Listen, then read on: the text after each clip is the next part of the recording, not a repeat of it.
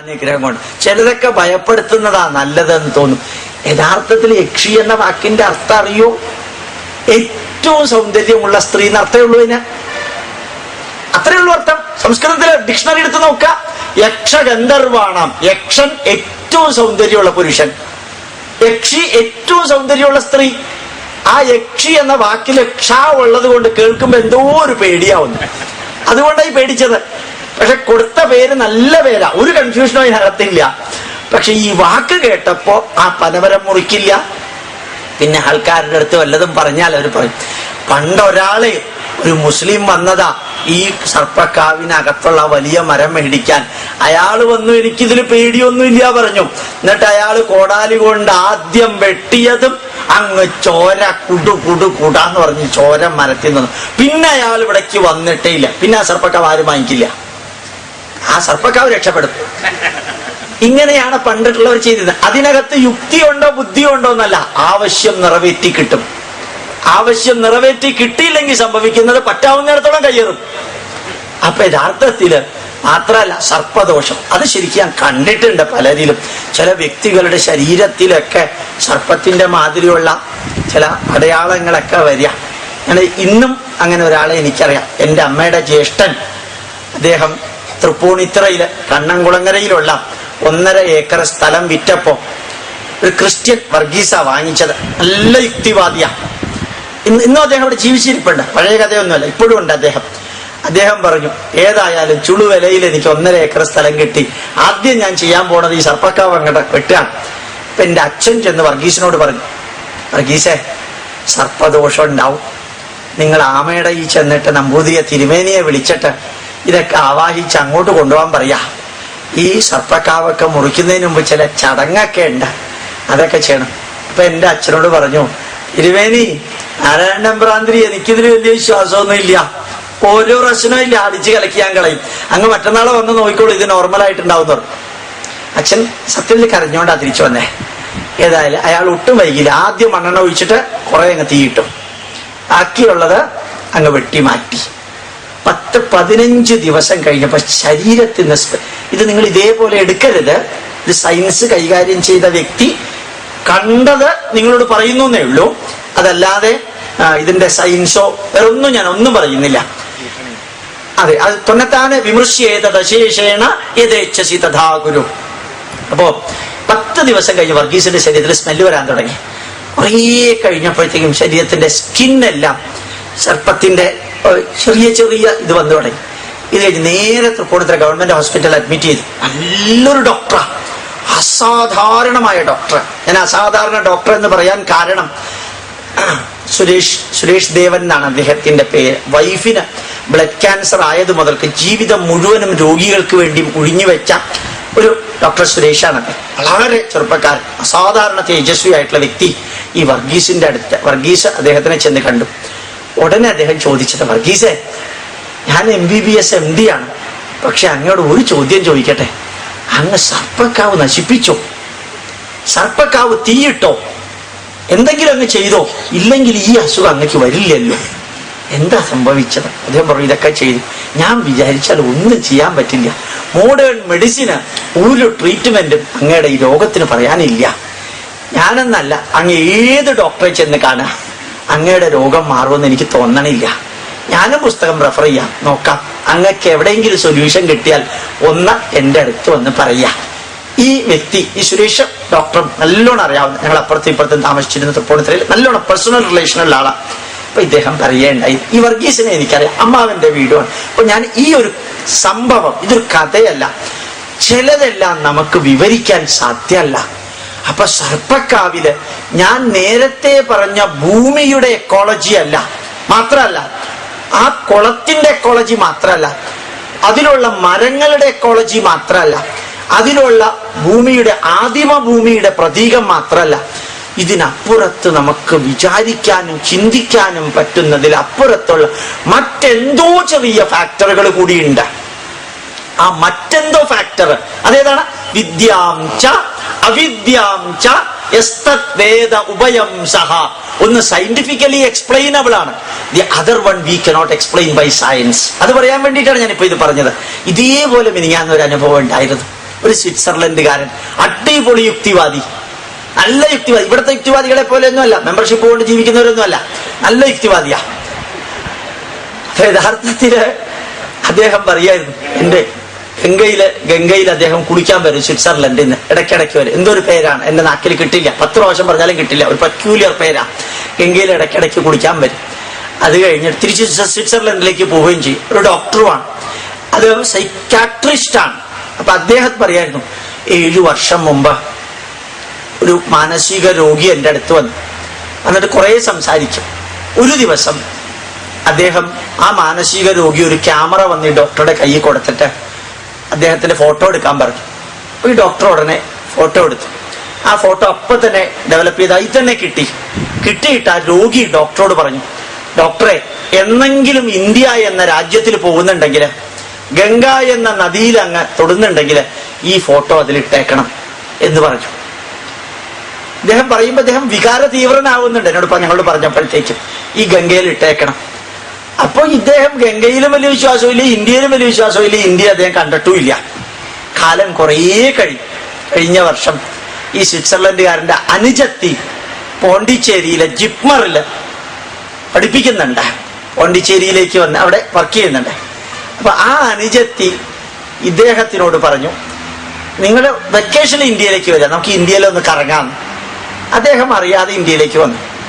ഇന്ത്യയിൽ വന്നപ്പോഴത്തേക്കും ഈ മാനസിക രോഗിയെടുത്ത ഫോട്ടോയെ കുറിച്ചോ ഗംഗയിൽ ഇടണമെന്ന വാക്കിനെ കുറിച്ചോ ഒന്നും അദ്ദേഹത്തിന് ഓർമ്മയില്ല. ഇവർ രണ്ടുപേരും വെറുതെ നോർത്ത് ഇന്ത്യയിൽ പോയി. ഏതോ ഭാഗ്യവശാൽ ഗംഗയിൽ അവിടെ ഒരു സ്പെഷ്യൽ ബോട്ട് എടുത്ത്, ചെറിയ എമൗണ്ടേ ഉള്ളൂ, 10-65-100 രൂപ കൊടുത്ത് ആ ബോട്ടിൽ യാത്ര ചെയ്യുമ്പോൾ പെട്ടെന്ന് ഓർത്തു, ഇങ്ങനെ ഒരു ഫോട്ടോ ഇടണമെന്ന് ആ സ്ത്രീ അയാൾ പറഞ്ഞിട്ടുണ്ടല്ലോ. വെറുതെ പേഴ്സ് തുറന്നപ്പോ ആ ഫോട്ടോ അതിലുണ്ട്. 7 വർഷം മുമ്പ് എടുത്ത ഫോട്ടോ ആണ്. ആ ഫോട്ടോ അതിലുണ്ട്. അതെടുത്ത് വെറുതെ ഗംഗയിലിട്ടു. പോക്കറ്റില് മടക്കി വെക്കുകയും ചെയ്തു. തിരിച്ച് സ്വിറ്റ്സർലൻഡിൽ ചെന്ന് അവരെല്ലാ രോഗികളുടെയും റെക്കോർഡ് വെക്കുന്നുണ്ട്. ഈ രോഗി കുറച്ച് ദിവസമായിട്ട് വരണില്ല. വെറുതെ ആ രോഗിയുടെ വീട്ടിലേക്ക് വിളിച്ചു ചോദിച്ചു, എന്താ ഇയാൾ വരാത്ത ഇപ്പൊ? ആ രോഗി മരിച്ചു. എന്നാ മരിച്ചത്? ഇന്ന ദിവസം ഇന്ന സമയത്തിനാ. ഇദ്ദേഹം നോക്കിയപ്പോ ഗംഗയിൽ ബോട്ടിലൂടെ യാത്ര ചെയ്ത് ആ പടം ഗംഗയിലിട്ട സ്പോട്ടിൽ അവിടെ സ്ത്രീ മരിച്ചത്. അവിടെ ആ സ്ത്രീ മരിച്ചതും സ്വിറ്റ്സർലൻഡ് ഇന്ത്യൻ ടൈമും ഒരേപോലെ അത് തമ്മിൽ സിങ്ക്രണൈസ് ചെയ്തു. ഇദ്ദേഹം ഒരു ഡോക്ടർ, സൈക്കാട്രിസ്റ്റ് പറയാ, ഇതൊക്കെ ഞാൻ എങ്ങനെയാ എക്സ്പ്ലെയിൻ ചെയ്യാ? ലോകത്തില് ഒന്നും പറ്റില്ല എക്സ്പ്ലെയിൻ ചെയ്യാൻ. അത് ആ വ്യക്തി തന്നെ പറയണത് കേൾക്കണം, എന്നാലേ കുറച്ചും കൂടി. ഞാൻ സെക്കൻഡ് ഹാൻഡ് ഇൻഫർമേഷനാണ് നിങ്ങൾക്ക് തന്നത്. അദ്ദേഹം കുറേ കൂടി ഇലാബറേറ്റ് ആയിട്ട് പറഞ്ഞിരുന്നു. അപ്പൊ ഞാൻ ചിലതൊന്നും എക്സ്പ്ലെയിൻ ചെയ്യാൻ പറ്റില്ല. ഇത് തന്നെയാ അമ്മാവന്റെ വീട് വാങ്ങിച്ച ആ സർപ്പക്കാവ് നശിപ്പിച്ച വർഗീസിന്റെ ശരീരത്തിനകത്തുണ്ടായതിനെ എങ്ങനെയാ എക്സ്പ്ലെയിൻ ചെയ്യാം? വേണമെങ്കിൽ നിരാകരിക്കാം, എനിക്ക് അറിഞ്ഞൂടാ. ഇതൊക്കെ വെറുതെ അന്ധവിശ്വാസമാണ്. സ്വാമി സന്ദീപ് ചൈതന്യ പറഞ്ഞ മാതിരി ലോകത്തിലെ എല്ലാ വിശ്വാസവും അന്ധവിശ്വാസമാണ്. വിശ്വാസം എന്നുണ്ടെങ്കിൽ ഇപ്പുറത്തെ അന്ധം എന്ന് ഓട്ടോമാറ്റിക്കലി ഉണ്ടാവണം. ദുരാചാരമാകരുത് എന്നുള്ളൂ. വിശ്വാസം അന്ധമാണെല്ലാം, അല്ലെങ്കിൽ അത് വിശ്വാസമേ അല്ല. പക്ഷേ ഈ സർപ്പക്കാവിന്റെ കഥ അതേപോലെ നിൽക്കുന്നു. ധാരാളം വ്യക്തികൾക്ക് സർപ്പദോഷം എന്നുള്ള ഒരെണ്ണം ഉണ്ട്. ഇത് എക്സ്പ്ലെയിൻ ചെയ്യാൻ മോഡേൺ സയൻസിന് സാധിക്കില്ല. പക്ഷെ വിശ്വസിക്കുന്നവരുടെ എണ്ണം ഹിന്ദുക്കളെക്കാൾ കൂടുതൽ ഇപ്പൊ മുസ്ലിങ്ങൾക്കാ. ഭയങ്കര വിശ്വാസമാണ്. സർപ്പക്കാവിൽ എവിടെയൊക്കെ ഉണ്ടോ അവര് വന്നിട്ട് അവര് സർപ്പ നൂറുമ്പാലും കൊടുക്കലും മഞ്ഞപ്പൊടി ഇടലും ഇങ്ങനെയുള്ള എല്ലാം ചെയ്തിട്ടുണ്ട്. ഈ അറിയാതെ നീ ആദിയിലേക്ക് ഒഴുകും എന്ന് യേശുദാസിന്റെ ഒരു പാട്ടുണ്ട്. അറിയാതെ നീ ആദിയിലേക്ക് ഒഴുകും. ഇന്ന് സർപ്പക്കാവ് ഏറ്റവും ഇമ്പോർട്ടന്റ് സബ്ജക്റ്റാണ്. കേരളത്തിന് സർപ്പക്കാവ് സംരക്ഷിക്കാൻ കിട്ടിയത് 16 കോടി രൂപയാണ് UNO ഇന്ന് കിട്ടിയത്.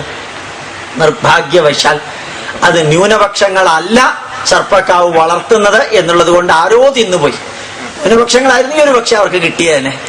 അപ്പോ അത് ഉപയോഗിക്കാതെ പോയിട്ടുണ്ട്. ആലോചിച്ചു നോക്കാം. ആ സർപ്പക്കാവ് സംരക്ഷിക്കാൻ 1000 കോടി രൂപയുടെ പ്രോജക്റ്റാണ് കേരള ഗവൺമെന്റിനോട് നമ്മുടെ യുനെസ്കോയും അതുപോലെ തന്നെ ഇന്റർനാഷണൽ ഫോറസ്റ്റ് എൻവയോൺമെന്റൽ സൊസൈറ്റിയും ചോദിച്ചു. 1000 കോടി രൂപയുടെ ആരും ഇവിടുന്ന് കൊടുത്തിട്ടില്ല. ഒറ്റ പ്രോജക്റ്റ് കൊടുത്തിട്ടില്ല. കാരണം ഇവർക്കിത് മനസ്സിലാക്കാൻ സാധിക്കണില്ല, അവർക്കത് മനസ്സിലാക്കാൻ സാധിക്കുന്നുണ്ട്. നമ്മുടെ സർപ്പക്കാവിന്റെ മഹത്വം, നമ്മുടെ സർപ്പക്കുളത്തിന്റെ മഹത്വം, നമ്മളുടെ വൃക്ഷങ്ങളുടെ വെച്ചുപിടിപ്പിക്കുന്ന രീതികൾ, അത് പരസ്പരം പൂരകമാവുന്നത്, നമ്മളുടെ ജീവിതത്തിൽ ഇതിനെല്ലാത്തിനുമുള്ള സ്വാധീനം, ഇതെല്ലാം വിവരണാതീതമായ ഒരു ലെവലിലേക്ക് പോയിക്കൊണ്ടിരിക്കുകയാണ്. അതേപോലെ ലോകത്തില് സർവേ നടത്തിയതില് കേരളത്തിലുള്ളതുപോലെ ഒരു സിസ്റ്റം, കുളങ്ങളുടെ സിസ്റ്റം മറ്റൊരു സ്ഥലത്തും ഇല്ല. ചില വലിയ വലിയ തടാകങ്ങൾ പോലെയുള്ള കുളം ആന്ധ്രാപ്രദേശത്ത് നിന്ന് കാണാം. ഇത് ഓരോ വീട്ടിലും ഓരോ കുളമുണ്ട്. എന്തിനായിരുന്നു അത്? അതാണ് ബെസ്റ്റ് മൈക്രോ റിസർവോയർ എന്ന് പറയാം. നിങ്ങൾ എന്തെങ്കിലും സാധിക്കുകയാണെങ്കിൽ തിരുവനന്തപുരത്ത് പത്മനാഭസ്വാമി ക്ഷേത്രത്തിന്റെ മുമ്പിലുള്ള പത്മതീർത്ഥം കുളത്തിന്റെ അടുത്തേക്ക് ഒന്ന് വരിക. തിരുവനന്തപുരത്തേക്ക് ആയത് കാരണം കൂടുതൽ കാലം അവിടെ താമസിക്കണം എന്ന് ഞാൻ പറയണില്ല. വേറെ ഏതെങ്കിലും സ്ഥലത്താണെങ്കിൽ കുറച്ച് ദിവസം താമസിച്ചാലും കുഴപ്പമില്ല. ഇവിടെ ഒന്ന് സൂക്ഷിക്കണം. പത്മനാഭൻ നേരത്തെ കിടന്ന സ്ഥലമാണ്. യഥാർത്ഥത്തില് അവിടെ നിങ്ങൾക്ക് കാണാൻ സാധിക്കും, ആ കുളത്തില് വളരെ പീക്ക് മഴയില് ഇപ്പൊ ഉള്ളതിനേക്കാളും 2 അടി 3 അടി വെള്ളം കൂടുതലുണ്ടാവും. ഇത് പീക്ക് സമ്മറില് 3 അടിയെ വെള്ളം കുറയുള്ളൂ, ബാക്കി അതേപോലെ നിൽക്കും. ആ പ്രദേശത്തെ എല്ലാ സ്ഥലത്തും ഈ കുളത്തിലുള്ള വെള്ളത്തിന്റെ ലെവലാണ് കിണറ്റിലെ വെള്ളം. തൊട്ടപ്പുറത്ത് ശ്രീകണ്ഠേശ്വര കുളമുണ്ട്, അത് 2.5 അടിയെ വേനൽക്കാലത്തും മഴക്കാലത്തും വ്യത്യാസമുള്ളൂ. ആ ചുറ്റുപാടുള്ള എല്ലാ കിണറ്റിലും ഈ വെള്ളത്തിന്റെ ഉണ്ട്. ഇപ്പുറത്ത് ശ്രീവരാഹം കുളം, ശ്രീവരാഹത്തിന്റെ പ്രദേശത്ത് മുഴുവൻ അതാണ്, ഒരേപോലെയാണ്. തൊട്ട് ഈ 3ന്റെ ഇപ്പുറത്ത് ഇങ്ങനെ വരും, ഈ സൈഡിലായിട്ട് മിത്രാനന്തപുരം ക്ഷേത്രത്തിന്റെ കുളമുണ്ട്. അത് കാണണം, പണ്ടുള്ളവരുണ്ടാക്കിയിരിക്കുന്ന ആ കുളം. ആ പ്രദേശത്തെ എൻവയോൺമെന്റൽ വാട്ടർ റിസർവോയർ ഒരു പ്രശ്നമില്ല, ഒരു കിണറ്റിലും അത്രയും വെള്ളം ഇതിനകത്തുണ്ട്. ചെറിയ ചെറിയ കാര്യങ്ങളാ നമ്മൾ ചെയ്തിരുന്നത്. പണ്ടും ഇപ്പോഴും തമ്മിലുള്ള വ്യത്യാസം എന്താണെന്നറിയോ? യഥാർത്ഥത്തില് പണ്ട് നമ്മൾ വയലും വീടും പരിപാടിയിലൂടെയും ടിവിയിലൂടെയും കീടനാശിനികൾ ഉപയോഗിക്കാൻ പറഞ്ഞു, എല്ലാ കീടനാശിനികളും ഉപയോഗിക്കാൻ പറഞ്ഞു, കീടനാശിനികൾ തളിക്കണം എന്നൊക്കെ. ഇപ്പൊ അത് മാറി. ഇപ്പൊ മാറിയിട്ട് വേപ്പിന്റെ പിണ്ണാക്ക് കലക്കിയിട്ട് തളിക്കാനും പഞ്ചഗവ്യം കലക്കിയിട്ട് തളിക്കാനും ഒക്കെ പറഞ്ഞു. പഞ്ചഗവ്യം നിങ്ങൾ കേട്ടിട്ടുണ്ടാവും എന്ന് ഞാൻ വിചാരിക്കുകയാണ്. നമ്മൾ പഞ്ചഗവ്യം ഉണ്ടാക്കണ രീതി ശരിയാണോ എന്ന് എനിക്കറിഞ്ഞൂടാ. ഏതായാലും പഞ്ചഗവ്യം ഉണ്ടാക്കാൻ പറഞ്ഞിരിക്കുന്നത് ഗോമയം ച നവന്തദ്യാത് ഭൂയിഷ്ടം ധേനു സംഭവം സജലം ശിഥിലം ശുഷ്കം കീടവഞ്ച വിവർജയേ. ഇത് നമ്മൾ പാലിക്കാറില്ല. ഗോമയം ച നവന്തദ്യാത്, പശുവിന്റെ തന്നെ ചാണകം വേണം. ഇപ്പൊ എരുമയുടെ ഒക്കെ എടുക്കുന്നുണ്ട്, ബാക്കി ഏതിന്റെ ഒക്കെ എടുക്കുന്നുണ്ട് ദൈവത്തിനറിയാം. ഏതായാലും ഗോമയം ച നവന്തദ്യാത്, ചാണകം ഫ്രഷ് ആയിട്ടുള്ള ചാണകം വേണം. ഭൂയിഷ്ടം, ഭൂമിയിൽ വീണ ഉടനെ. പക്ഷെ എടുക്കാൻ പാടില്ലാത്തത് സജലം ശിഥിലം ശുഷ്കം കീടവം ച വിവർജയേത്. സജലം വെള്ളം കൂടുതലുള്ളത്, ശിഥിലം വീണ് തെറിച്ചത്, ശുഷ്കം ഉണങ്ങിയത്, കീടവഞ്ച അണുക്കളുള്ളത്, വിവർജയേത് വർജിക്കണം. എന്ത് കൃത്യമായിട്ടാണ് ഇവിടെ പറഞ്ഞത്? നിങ്ങൾ നേരെ ഇടുക്കിയിലും മയിലാടും പാറയിലും ഒക്കെ പോയാല് അവിടെയുള്ള ഏലക്കായ ചെടിക്കും കുരുമുളകിനും മൊത്തം ഇപ്പൊ പഞ്ചഗവ്യ തളിക്കണേ. 100% പഞ്ചഗവ്യാണ്. ഞാൻ അഗ്രികൾച്ചർ ഞാൻ ക്ലാസ് എടുക്കുകയും കൂടി ചെയ്ത അവർക്ക്, അതുകൊണ്ട് ഉറപ്പിച്ചെനിക്ക് പറയാം. ഈ പഞ്ചഗവ്യം ഇത്ര പ്രസിദ്ധമായത് ബാംഗ്ലൂർ അഗ്രികൾച്ചർ യൂണിവേഴ്സിറ്റി ടൊമാറ്റോ തക്കാളി കൃഷിക്ക് പഞ്ചഗവ്യം ഉപയോഗിച്ചത് കൊണ്ടാണ്. അവര് പഞ്ചഗവ്യം ഉപയോഗിച്ച് തക്കാളി കൃഷി നടത്തിയപ്പോൾ 13.5 ടണ്ണാണ് തക്കാളി ഒരു ഹെക്ടാറിൽ നിന്ന് കിട്ടിയത്. കീടനാശിനി ഉപയോഗിച്ചപ്പോൾ 8.5 ടണ്ണാണ് കിട്ടിയത്. അപ്പുറത്തും ഇപ്പുറത്തുള്ള വയലാണ്. ഇപ്പുറത്ത് കീടനാശിനി ഉപയോഗിച്ചപ്പോൾ 8.5 ടൺ, പഞ്ചഗവ്യം ഉപയോഗിച്ചപ്പോ 13.5 ടൺ. വ്യത്യാസം മനസ്സിലായില്ല. ഇത് വളരെ ഫ്രഷ് ആയിട്ടുണ്ടാവും. കുറെ കാലം നിൽക്കുകയും ചെയ്തിരുന്നു. അതിനുശേഷമാണ് ഇപ്പൊ വളരെ ഉപയോഗിക്കുന്നത്.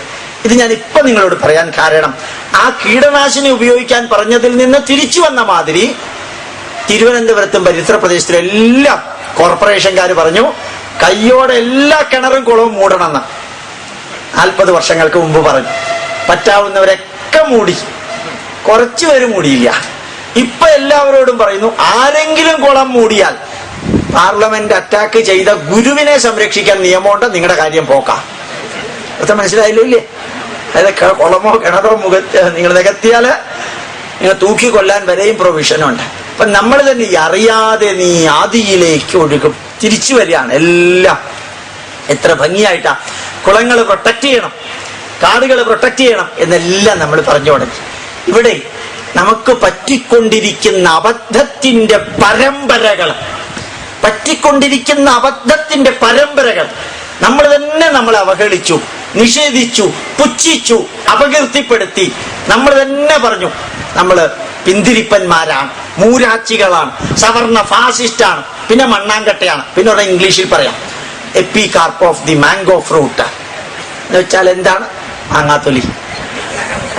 ബഞ്ച് ഓഫ് ദി കോക്കനട്ട്, തേങ്ങാത്തൊലി. ഇങ്ങനെയൊക്കെ നമ്മൾ തന്നെ പറഞ്ഞ് എന്തൊക്കെയാ നമ്മളെ കളിയാക്കിയത്. എന്നിട്ട് അവരിതെല്ലാം എടുത്ത് ഇപ്പൊ നമ്മളെ പഠിപ്പിക്കാൻ അവരിങ്ങോട്ട് വരിക. ഇനി വേദം പഠിക്കാൻ അങ്ങോട്ട് തന്നെ പോണ്ടി വരും. അവിടെ ചെന്നപ്പോ കാണാൻ സാധിച്ചത് അയോവ സ്റ്റേറ്റിലെ ഫെയർഫീൽഡ് എന്ന സ്ഥലത്ത് ആയിരക്കണക്കിന് വ്യക്തികളാ വേദമന്ത്രം ചൊല്ലുക. പുസ്തകമൊന്നും കയ്യിലില്ല. ഘനപാഠത്തോടുകൂടി വേദം ചൊല്ലുന്ന ഇംഗ്ലീഷുകാരവിടെ ഉണ്ട്. അയോവ സ്റ്റേറ്റിൽ മഹർഷി മഹേഷ് യോഗിയുടെ കീഴിൽ പഠിച്ചവരുണ്ട്. ഈ ഒരു മാറ്റം നമുക്ക് സാധിക്കുമെന്ന് തോന്നുന്നു. ഇപ്പോ ഇതെല്ലാം സ്വീകരിക്കാൻ തയ്യാറാ. നമ്മളുടെ കുളങ്ങൾ സംരക്ഷിക്കാം, നമ്മളുടെ കാടുകൾ സംരക്ഷിക്കാം, വൃക്ഷങ്ങൾ സംരക്ഷിക്കാം. ഈ ഒരു വീക്ഷണം ഉണ്ടാക്കാൻ സാധിക്കാം. അതിൽ നിന്ന് ഒരു ചൈതന്യം തിരിച്ചു വരും. സമൂഹത്തിൽ നല്ല മാറ്റമുണ്ട്. ഞാൻ നേരത്തെ പറഞ്ഞ മാതിരി തന്നെ വൃക്ഷങ്ങളെ കുറിച്ചുള്ള നമ്മുടെ അറിവുകൾ അത് വേദമന്ത്രങ്ങളിലൂടെ ശരിക്ക് അവിടെയെല്ലാം പോകും. ജലത്തെ കുറിച്ച് നമ്മുടെ അറിവ് ഇവിടുത്തെ വാട്ടർ അതോറിറ്റിയിലേക്ക് ഒരാൾ ഒരു ദിവസം എന്നെ വിളിച്ചു ചോദിച്ചു, സാർ ജലത്തിനെ കുറിച്ച് വല്ലതും വേദമന്ത്രത്തിലുണ്ടോ?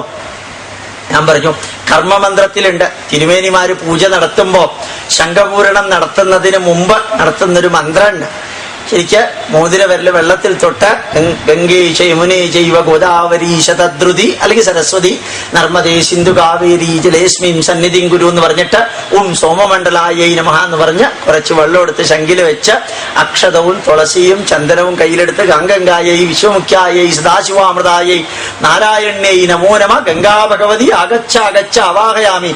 വലത്തെ മൂക്കിൽ കൂടെ ഏറെ അകത്തേക്ക് എടുത്ത് ഇടത്തെ മൂക്കിൽ കൂടെ ഇതിലേക്ക് വിട്ടിട്ട് നേരെ ശംഖില് വെച്ചിട്ട് ആ ശംഖിന് വ്യാപകവും എല്ലാം ചെയ്തതിന് ശേഷം നമ്മൾ ചൊല്ലുന്നൊരു മന്ത്രമുണ്ട്. ഇമ ആപ ശിവാ സന്തു ശുഭാ ശുദ്ധാശ്ച നിർമ്മല പാവന ശീതളാശ്ചൈവ പൂതാ സൂര്യസ്യ രശ്മിഭിഹി.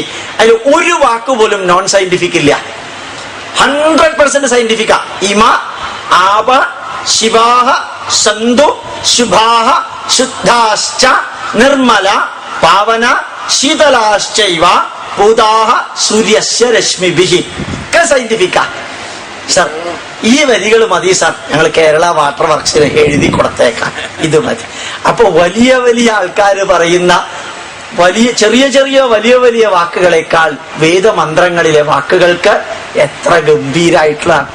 നിങ്ങൾക്കറിയാം, മലയാള മനോരമ സ്ഥാപിക്കാൻ പോകുമ്പോൾ മാമൻ മാപ്പിളയോടോ മറ്റോ ആരോ ചോദിച്ചു അത്രേ, മനോരമയുടെ ലക്ഷ്യം എന്താണ്? മലയാള മനോരമയുടെ ലക്ഷ്യം ഞാൻ മനോരമയുടെ എംബ്ലം ഉണ്ടാക്കിയതിന് ശേഷം അതിന്റെ മുകളിൽ ഒരു വരി എഴുതും.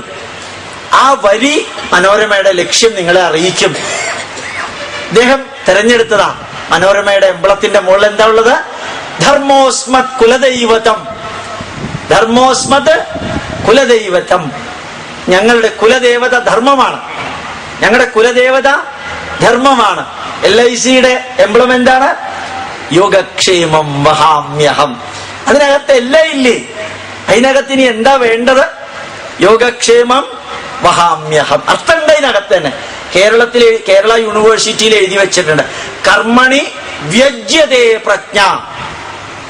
നിർഭാഗ്യവശാൽ വായുടെ പകുതി തായി പോയിട്ടുണ്ട്. അതാണ് അതിനകത്ത് കാണുന്നത്. ഇപ്പോ കർമ്മണി ത്യജ്യതേ പ്രജ്ഞാഹ. നല്ല അറിവുള്ളവർ പിന്നെ പണിയെടുക്കുകയില്ല. അങ്ങനെ ഒരു വാക്കില്ല ഇവിടെ. കർമ്മണി വായുടെ പകുതി പോയപ്പോ എന്തായി? വട്ടപൂജ്യത്തിന്റെ വായിൽ ഈ പകുതി പോയത് തായില്ലേ? അപ്പൊ കർമ്മണി വ്യജ്യത എന്നുള്ളതിന് ത്യജ്യതയായി പോയി. കേരള യൂണിവേഴ്സിറ്റി പോയാൽ ഇത് തന്നെ അതിനകത്ത് നടക്കണത്. ഒറ്റയാൾ പണിയെടുക്കാറില്ല. അപ്പൊ യഥാർത്ഥത്തില് വേണ്ടവരൊക്കെ പണിയെടുക്കൽ നിർത്തിയത് ഈ എംബ്ലത്തിലുണ്ട്. കർമ്മണി വ്യജ്യതേ പ്രജ്ഞ എന്നാണ്. അപ്പൊ ചില എംബ്ലത്ത് വിദ്യയാമൃതമശ്നുതേ, നല്ലൊരു യൂണിവേഴ്സിറ്റിയിൽ പോയിട്ട് വിദ്യയാ മൃതമശ്നുതേ ആ പോയി വിദ്യയാ കഴിഞ്ഞിട്ട് ഒരു പ്രത്യേക ഇത് എടുക്കണം. അകാരം വരും. അകാരം വന്നാലാണ് വിദ്യയാ അമൃതമശ്നുതേ വരുള്ളൂ. ആ ഇതും ഇല്ല അങ്ങ് സ്പ്ലിറ്റ് ചെയ്യുകയും ചെയ്തു. ഭംഗിയായിട്ട് ചെയ്തിട്ട് വിദ്യയാമൃതമശ്വര. ഈ സ്ഥാപനത്തിൽ വിദ്യ പണ്ടേ മരിച്ചു കഴിഞ്ഞിട്ടുണ്ട്. ഈ സ്ഥാപനത്തിൽ വിദ്യ പണ്ടേ മരിച്ചു കഴിഞ്ഞിട്ടുണ്ടെന്ന് അർത്ഥം. എന്ത് സിമ്പിളായിട്ടാണ് അവർ ഉപയോഗിച്ചത്. അപ്പൊ ഞാൻ അവിടെ പോയിട്ട് പറഞ്ഞു, അതും നല്ല ഹിന്ദു ബാക്ക്ഗ്രൗണ്ടുള്ള ഒരു സംഘടനയിലാണ് കണ്ടത്.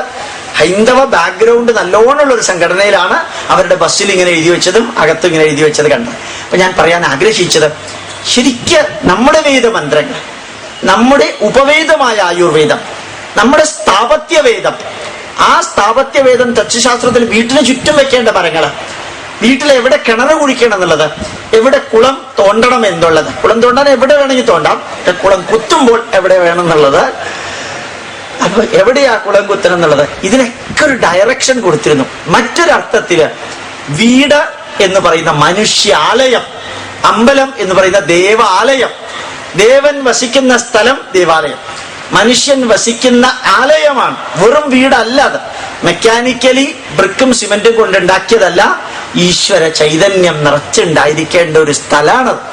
അവിടെയാണ് നമ്മളെങ്ങനെ ഉണ്ടാവണം, ആധ്യാത്മിക ശാന്തി വീട്ടിനകത്ത്, ആ വീട്ടിനകത്തെ മുറികൾ എങ്ങനെ ഉണ്ടാവണം, ആ വീട്ടിന് ചുറ്റുമുള്ള വൃക്ഷങ്ങൾ, ആദി ഭൗതിക ശാന്തി എങ്ങനെ ഉണ്ടാവണം, ആ വീട്ടിലെ സൂര്യന്റെ പ്രകാശം എങ്ങനെ അകത്തേക്ക് വരണം, ആദി ദേവതാശാന്തി, കാറ്റ് എങ്ങനെ വരണം, അഗ്നികോണിൽ എന്താ വേണ്ടത്, നൃതികോണിൽ എന്താ വേണ്ടത്, വായുകോണിൽ എന്താ വേണ്ടത്, ഈശാനകോണിൽ എന്താ വേണ്ടത്, ഇതെല്ലാം എൻവയോൺമെന്റൽ സയൻസാണ്. ഇതെല്ലാം ചേർത്ത വാസ്തുവിദ്യ, ഇതെല്ലാം ചേർത്ത ഇത് പലപ്പോഴും നമ്മൾ നോക്കാറില്ല. അതുകൊണ്ട് അവസാനം എന്ത് ചെയ്യും, വീട്ടിനകത്ത് എന്തെങ്കിലൊക്കെ പ്രശ്നം ഉണ്ടാവുന്നതിന് മുമ്പ് വീടിന്റെ വാതിൽക്കൽ തന്നെ എഴുതി വെക്കും, ഗുരുവായൂരപ്പൻ ഈ വീടിന്റെ ഐശ്വര്യം. നമ്മുടെ ജോലി കഴിഞ്ഞ് ഇനി അങ്ങേരുടെ ഉത്തരവാദിത്വമാണ് ഞാൻ കൊളാക്കിയ വീട് ശരിയാക്കല്. അപ്പൊ യഥാർത്ഥത്തിൽ ഗുരുവായൂരപ്പൻ ഈ വീടിന്റെ ഐശ്വര്യം എന്ന് വെച്ചാൽ അവിടെ അങ്ങേർക്ക് കാര്യം നോക്കണ്ടേ, എന്തൊക്കെയാ അവിടുത്തെ പ്രശ്നം, അത് കഴിഞ്ഞിട്ട് വേണ്ട ഇവിടെ വരാൻ. ക്രിസ്ത്യാനികൾ വേറൊന്നാ എഴുതി വെക്കാം, ഏതാണ്, യഹോവ ഈ വീടിന്റെ നിത്യ സന്ദർശകൻ. പാർട്ടി ഒന്നേ ഉള്ളൂ, നമുക്കൊന്നില്ലെങ്കിൽ 33 കോടിയെങ്കിലും ഉണ്ട്. അവർക്ക് ഒന്നേ ഉള്ളൂ, ഈ വീട്ടിലേക്ക് വന്ന അടുത്ത വീട്ടുകാരുടെ കാര്യം പോക്കാം. നമുക്ക് വേറെ ഗണപതി വന്നില്ലെങ്കിൽ തൽക്കാലം മഹാവിഷ്ണുവിനെയോ രാമനെയോ കൃഷ്ണനെയോ ആരെങ്കിലൊക്കെ, ഒരാൾക്ക് തന്നെ പല പേരും ഉണ്ട്, കുഴപ്പമില്ല. അങ്ങനെ പല രീതിയിൽ നമുക്ക് വരുത്താം. അപ്പുറത്തേതിന് അള്ളാഹു ഈ വീടിന്റെ ചൈതന്യം, ഈ വീടിന്റെ നിത്യനാഥൻ. അള്ളാഹുവിന് വേറെ ഒരു പണിയില്ല, ഇയാളുടെ വീട് നോക്കിക്കൊണ്ടിരിക്കൽ അവരുടെ പണി എന്നല്ല അതിന്റെ അർത്ഥം. നമ്മൾ അറിയാതെയാണെങ്കിലും നോക്കാം, അർത്ഥം ഇതൊക്കെ തന്നെയാണ്. ഗുരുവായൂരപ്പന് ഈ വീടിന്റെ ഐശ്വര്യം. കോഴിക്കോട് ചെന്നപ്പോ അവിടെ ഭഗവത്ഗീത പഠിപ്പിക്കുന്ന ഒരു സംഘടനയുണ്ട്, നല്ല സംഘടന, ശാന്തം. അവര് 10,000 പോസ്റ്റർ, ചെറിയ സ്ലിപ്പ്, ഈ വീട്ടിലുള്ളവരുടെ പ്രവൃത്തി ഈ വീടിന്റെ ചൈതന്യം, അതാണ് സ്ലിപ്പ്. എല്ലാ വീട്ടിലും കോഴിക്കോട് പോയാൽ നിങ്ങൾക്ക് കാണാം, ഈ വീട്ടിലുള്ളവരുടെ പ്രവൃത്തി ഈ വീടിന്റെ ചൈതന്യം, അതാണ് സ്റ്റിക്കർ ഒട്ടിച്ചേക്കണം. ഗുരുവായൂരപ്പനൊന്നും അല്ല. അപ്പൊ ആ വീട്ടിലുള്ളവരുടെ പ്രവൃത്തിയാണ് ആ വീടിന്റെ ചൈതന്യം. അതല്ലേ സത്യം. ഗുരുവായൂരപ്പനെയും പഴവങ്ങാടി ഗണപതിയൊക്കെ വീട്ടിലേക്ക് കൊണ്ടുവന്നിട്ട് നമുക്ക് സ്വസ്ഥതയില്ല, ഞങ്ങളുടെ സ്വസ്ഥതയും കൂടി കളയാൻ വേണ്ടിയിട്ട് നമ്മൾ ഇതാക്കേണ്ട കാര്യം. വീട്ടിലുള്ളവരുടെ പ്രവൃത്തി, ആ പ്രവൃത്തി ശരിയാവണമെങ്കിൽ നമ്മൾ മാത്രം ശരിയായാൽ പോരാ, നമ്മൾ വസിക്കുന്ന ആലയം ശരിയാവണം. പ്രകൃതിയെ സംരക്ഷിക്കണമെങ്കിൽ സംരക്ഷിക്കുന്ന ഘടകങ്ങളെ സംരക്ഷിക്കണം, സംരക്ഷിക്കുന്ന ഘടകങ്ങളെ കൂടുതൽ ഉജ്ജ്വലമാക്കണം. ഭൂമിയെ സംരക്ഷിക്കണമെങ്കിൽ ഭൂമിയെ നശിപ്പിക്കുന്നതിനെ ഇല്ലാതെയാക്കണം, ഭൂമിയെ നിലനിർത്തുന്നതിനെ വളർത്തണം.